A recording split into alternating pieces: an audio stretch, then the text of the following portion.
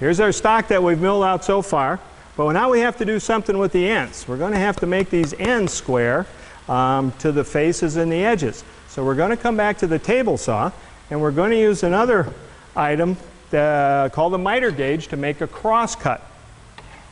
To check that that miter gauge is at right angles to the blade, I can monkey with a square and try to align it, but the quickest and the fastest way to do it is to take a test piece, just an old hunk of pine like this, and cut it in half and see if the two edges match. So I'm going to take this hunk of scrap, and what I'm going to do is I'm going to mark these two edges on here. I'm going to hold those two marked edges up against my miter gauge. And when I run the miter gauge, I want to hold a piece of wood down with one hand. I usually kind of hook my thumb over the back of it to slide it through. There's a handle back here to push it forward. And just like the rip cut, I want to push that piece of wood all the way past the blade before I bring it back and shut the saw off.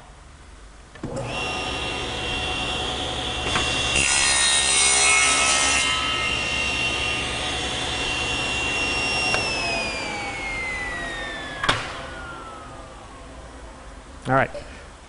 Here's my one marked edge. I'm going to set that on the machine surface of that table saw. That is machined at the factory, so it is perfectly level. I'm going to take my other scrap, and this time I'm going to put this marked edge up. I'm going to push the two of these together, and if that miter gauge was at 90 degrees, these would match perfectly. They don't. So I need to go back and adjust my miter gauge to correct for that cut.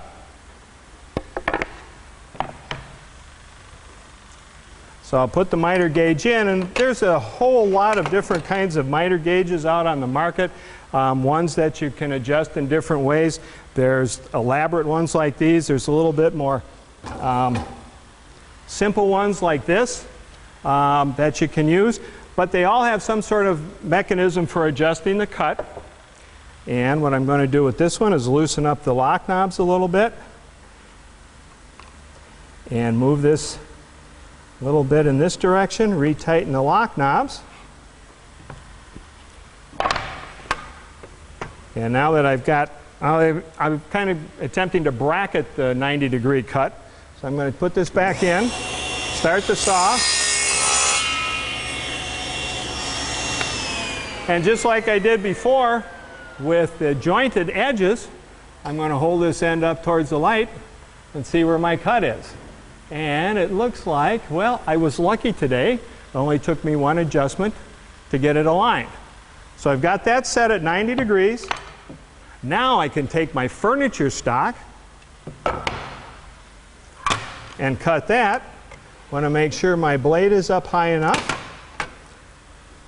So I'm going to take this piece,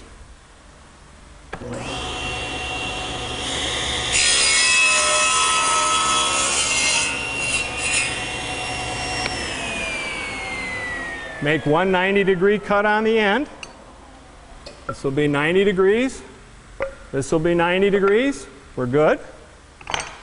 Now we need to cut it to length, and depending on what piece this is in your project, it will have a certain dimension. And for convenience sake, I'm going to make this 22 inches. So I'm going to take a pencil and I'm going to put a very, very fine mark on there at 22 inches from the other end.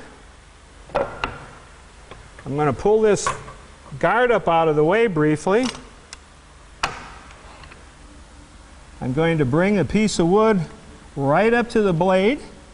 And I'm going to take one of the teeth and I'm going to put it right in that pencil mark.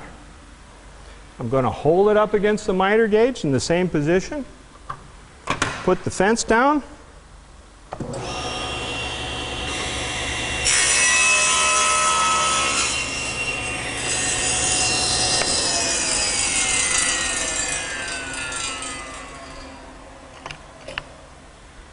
Square. Square, square.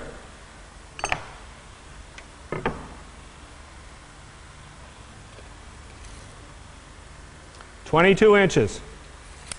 This piece is now ready to have joints cut on it, biscuits cut in it, tenons put on it, glued up to some other stock to make that furniture project.